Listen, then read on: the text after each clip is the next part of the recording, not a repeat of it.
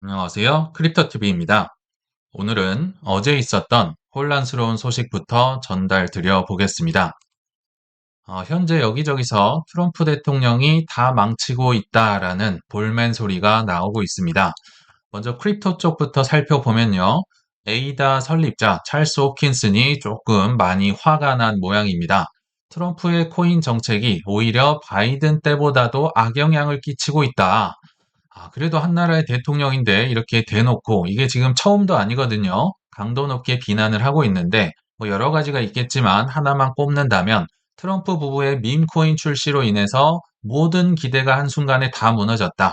정당 간의 갈등이 유발되고 있고 지니어스 법안이나 클래리티 법안이 이미 통과가 돼서 다 시행이 되고 있어야 되는데 이 밈코인 출시 사리 사욕을 채우다가 망쳤다라고 굉장히 세게 지금 비난을 하고 있네요. 근데 항상 이런 배경을 알아보기 위해선 상대방의 입장을 보는 게 중요하잖아요. 그러니까 에이다 설립자 입장에서 보면요. 과거에는 적이 명확했기 때문에 게리 겐슬러가 있었죠. 그래서 단결해서 으쌰해서 이겨내는 맛이 있었는데 현재는 기대했던 우군이 내 편이 오히려 배신을 하면서 굉장히 실망감이 크다. 뭐 이렇게 해석을 하셔도 좋을 것 같고요. 특히나 이 설립자 찰스 호킨슨이 그 트럼프 당선 직후에요. 입법을 위해서 크립토 법을 위해서 워싱턴 사무소를 하나 차려서 무슨 조언이 있으면 나를 항상 불러 이렇게 적극적으로 응했음에도 불구하고요. 크립토 서밋 기억나시죠? 작년 3월 7일에 큰 행사에 초대를 받지 못했습니다.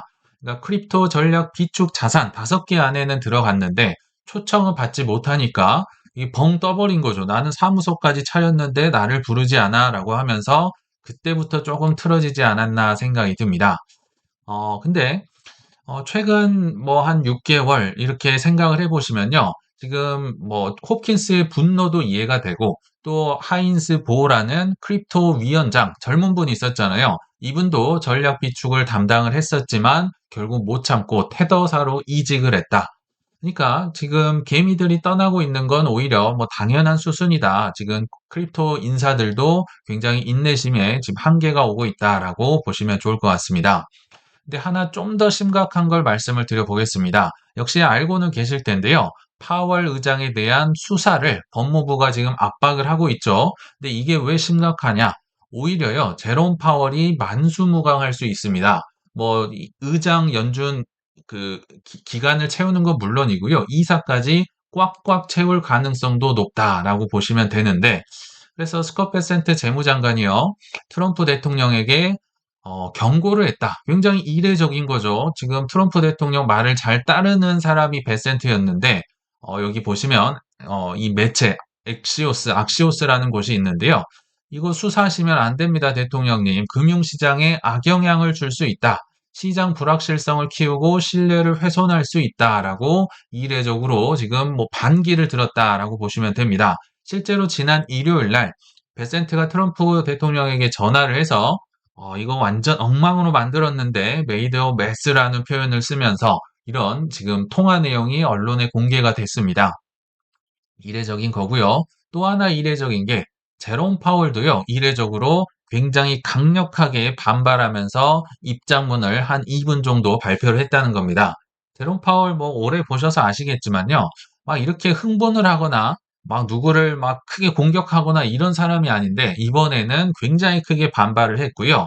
근데 이게 지금 어떤 영향을 미치냐면 28년도까지 제롬 파월의 이사직을 유지할 명분을 줬다. 오히려 더 완전 악에 받쳐서 나 절대 안 나가. 연준 의장은 물론이고요. 이사직 28년까지 할 수 있는데 요거 계속 할 수 있는 명분을 줬다. 그리고 금리도 동결 내지는 오히려 막 인상을 해버린다든지 아무튼 데이터 디펜던트를 통해서 금리를 이제 제롬 파월이 이렇게 결정할 수 있는 명분을 제공했다라고 스콧 베센트가 트럼프 대통령에게 제언을 했다라고 합니다. 제 의견이 아닙니다. 그러면서 이런 아침에 뉴스를 보니까 이런 사진들이 많이 돌아다니더라고요. 글로벌 뉴스를 보면 스콧 베센트가 지금 이례적으로 화를 낸 모습이다라고 보시면 될 것 같고요. 이게 왜 아까 안 좋냐라고 또 말씀을 드렸죠. 이게 차기 의장 26년 5월이 되면요. 제롬 파월이 물러나야 되거든요.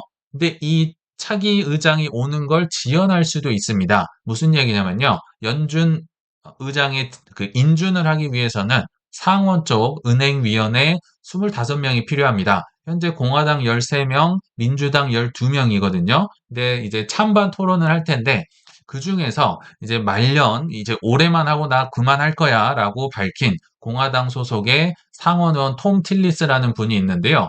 이분은 말년이니까 지금 안 그래도 트럼프랑 사이도 별로 안 좋거든요. 그래서 소신 있게 가는 분 중에 하나인데 최근에 인준 나 이렇게 문제가 될 거면 나 안 해. 나 안 해. 이런 얘기를 했다는 겁니다. 그러면 12대 12가 나와서요.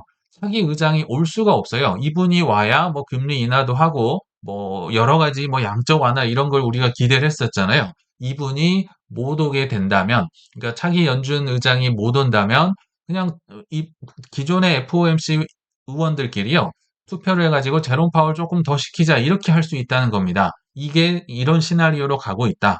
그리고 한술 더 떠서 전직 페드의 의장들과 재무장관들 뭐 네다섯 명 이상이 뭉쳐서 공동 성명을 냈다고 합니다. 제니 렐런, 뭐 그린스펀, 벤 버냉키 다 모여가지고 쉽게 얘기하면 완전히 저주를 한 겁니다. 지금 이게 말이 되느냐? 후진국에서나 벌어지는 일이 일어났다라고 하면서 주가는 엄청나게 혼란이 와도 된다. 정말 저주에 가까운 공동 성명문을 발표를 했다고 해요. 그러니까 상황이 좀 이렇게 안 좋게 치달으니까 백악관 대변인 캐롤라인 레빗이 이거는 대통령 지시가 아닙니다. 라고 좀 한 발 물러서는 모양새. 그러니까 법무부 단독으로 판단을 했다라고 지금 얘기는 하고 있는데 어떤 식으로든 요거는 좀 수습이 필요하지 않을까라는 생각을 해봅니다. 자, 그렇지만 그럼에도 저는 올해 매우 긍정적으로 보는 이유들을 뭐 여러 가지 좀 소개를 해드려 보겠습니다. 첫 번째는요. 이대로 말아 올렸습니다. 이마롤이라고 하죠. 어제 그러니까 주말 사이에 이런 일이 있었고요. 월요일 이제 미 장이 시작할 때만 하더라도 쭉 떨어졌습니다. 아니 제롬 파월을 수사한데 그러면 독립성이 또 떨어질 것이고 인플레가 오를 것이고 막 이런 뭐 채권 금리가 튈 것이고 하면서 훅 떨어졌다가 근데 우리 트럼프 대통령 적응했잖아 하면서 바이더 딥 수요가 살아나면서 뭐 다우존스나 S&P 500이나 다시 신고가를 경신을 했다고 하거든요. 제가 예전에 참고할 데이터를 보여드릴 때 재선 대통령이 두 번째로 맞는 중간선거해의 S&P 500의 평균 수익률은 20%를 넘더라. 근데 모든 대통령의 평균 중간선거 이제 수익률을 내보면 한 4% 남짓이었는데요. 두 번째는 좀 달랐다. 왜냐하면 우리 대통령의 성향을 다 알고 있으니까 그 어떤 돌발 행동을 하더라도 조금 익숙하다. 이렇게 설명을 드렸는데 아마도 그 영향이 아닐까라고 조심스레 한번 말씀을 드려보고요. 그리고 두 번째, 이제 오늘의 주인공인데요. SEC 의장 폴 애킨스가 이번 주에 코인에 매우 중요한 한 주가 될 것이다 라고 오늘 아침입니다. 이런 얘기를 해서 좀 기대를 모으고 있는데요. 근데 이걸 얘기한 시기가 좀 더 중요합니다. 어떤 사실 다음에 나온 거냐면요. 앞서 말씀드렸지만 클래리티 법안이 1월 15일 마크업을 했어야 되는데 그 마크업이 1월 말로 미뤄져 버렸습니다. 굉장히 안 좋은 거죠. 연기가 돼 버렸는데. 근데 이 연기가 된 걸 알고 있는 상태에서 폴 에이킨스는 이번 주가 중요하다라고 얘기를 했다는 겁니다. 왜 이랬을까 제가 한번 찾아봤는데 일단은 표면상으로는 법안에 대한 초당적인 지지를 위해서 더 시간이 많이 필요하다. 즉 이번 주에 마크업은 못하지만 비공개 협상을 통해서 굉장히 많은 것들을 최종 조율하고 이해관계가 엄청 이게 쌓여 있는 게 많거든요. 예를 들면 스테이블 코인의 이자를 넣느냐 빼느냐에 따라서 코인 업계와 전통 금융의 희비가 갈리고요.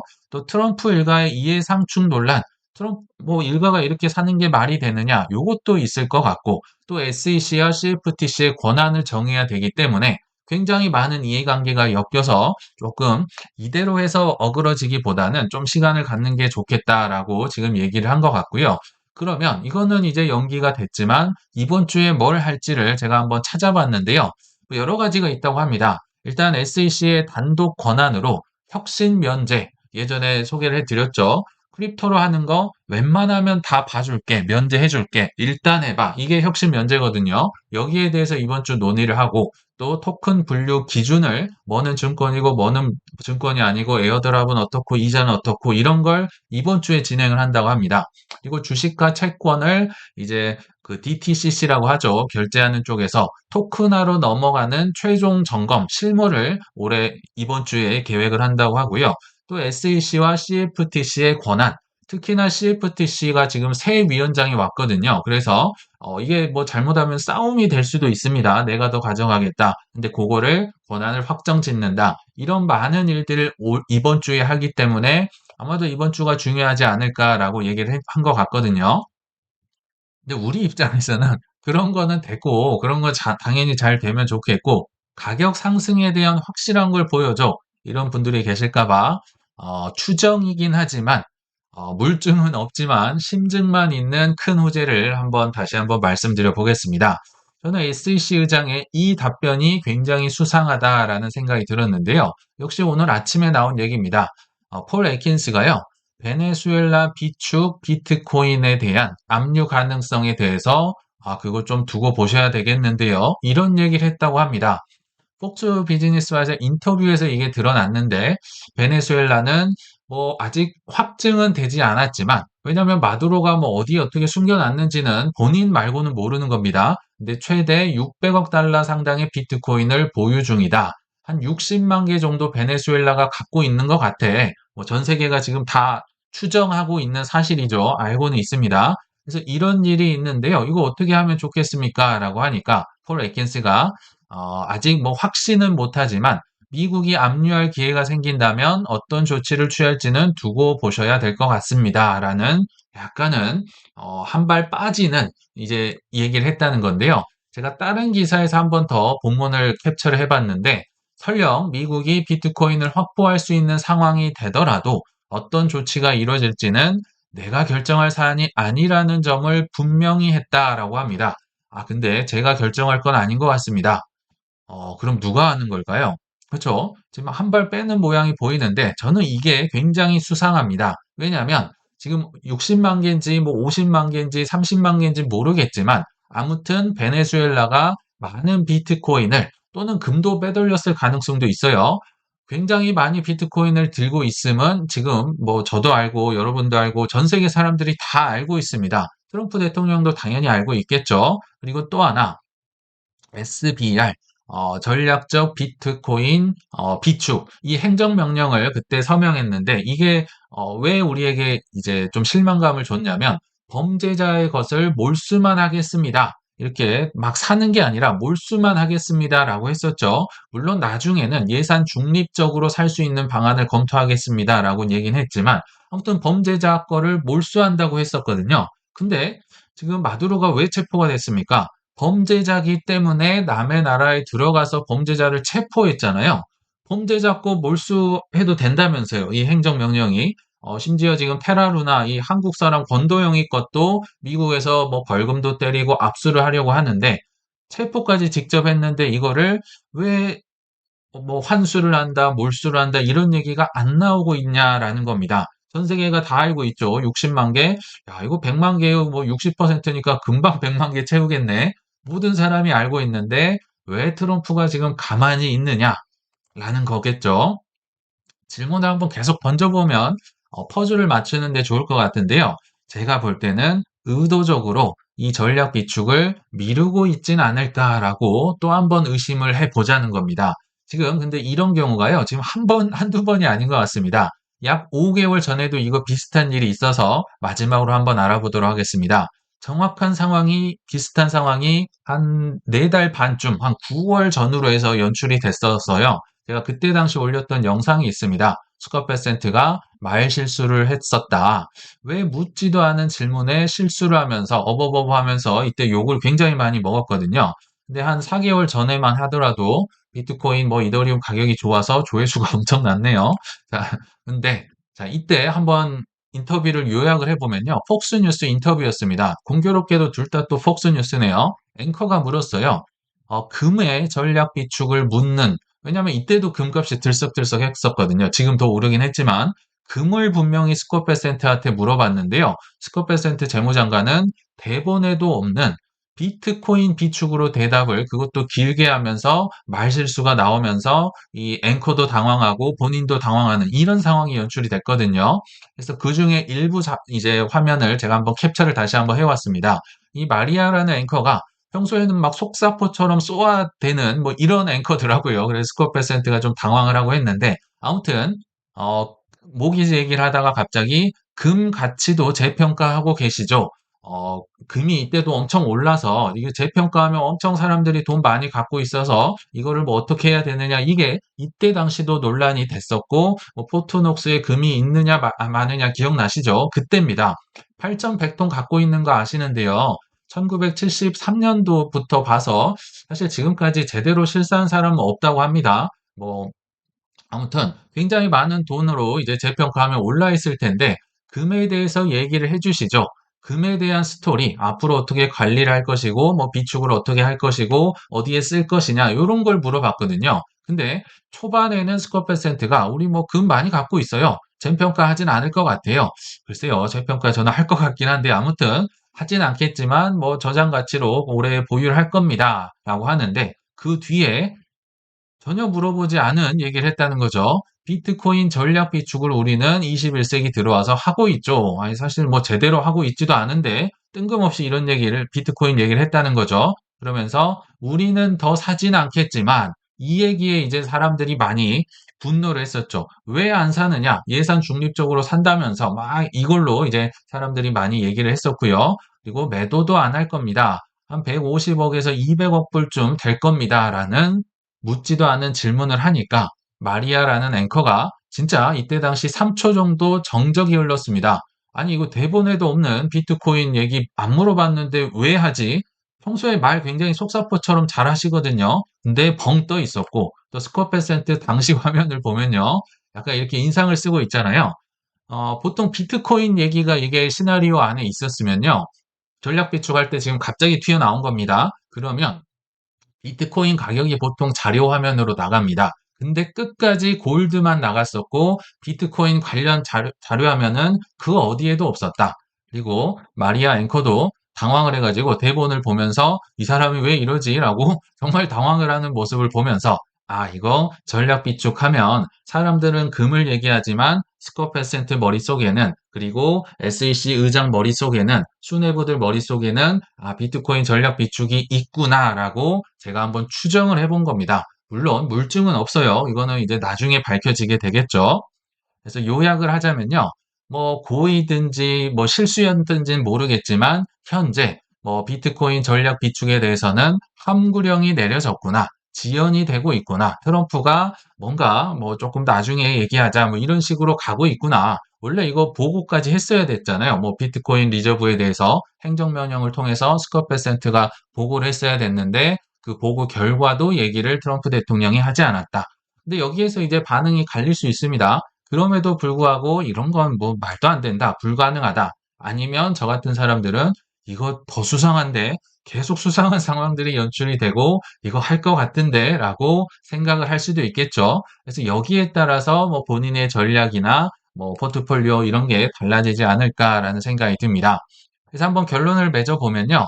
명확한 내 매매의 원칙과 목표가 없으면요. 투자는 정말 지옥같이 힘들 겁니다. 뭐 매일 힘들고 매주, 매월, 매년 항상 힘들 수밖에 없습니다. 반대로 우리 구독자님들께서는 과거의 내 실수를 토대로 나만의 원칙과 목표 지점을 꼭 만드셔서 남들이 욕하고 조롱하는 시기를 거뜬하게 이겨내시고 심지어 정말 이상한 사람처럼 뭐 개수 늘려간다는 뭐 이런 이걸 뭐 즐거워할 수 있는 정말 소수에 들어가시길 바라면서 이만 마치겠습니다. 시청 감사합니다.